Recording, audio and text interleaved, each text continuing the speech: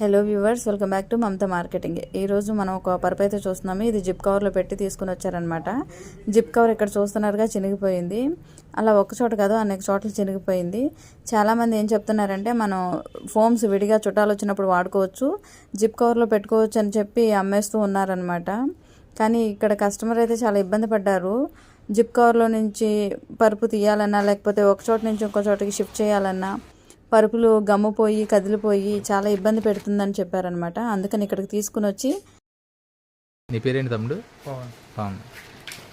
ఎందుకు తీసుకొచ్చారు ఇప్పుడు? ఇది ఇలా ఉండడం వల్ల మనం పరుపు మంచం మీద నుంచి లేపినప్పుడు ఇది మొత్తం పీస్గా వచ్చేస్తుంది. దానికని ఫినిషింగ్ వేపిస్తే కొంచెం బెటర్ కదా అని చెప్పి వేయడానికి వచ్చాం. ఆ క్లాత్ అనేది పలచటి వేయడం వల్ల ఇంకా మొత్తం తీసినప్పుడు వచ్చేస్తుంది. అది చూసారు కదా, పీసులుగా వచ్చేస్తుంది, లెగిసిపోతుంది. అంటే ఎట్లా తీసుకునే వాళ్ళకి నువ్వేం చెప్తావు సలహా?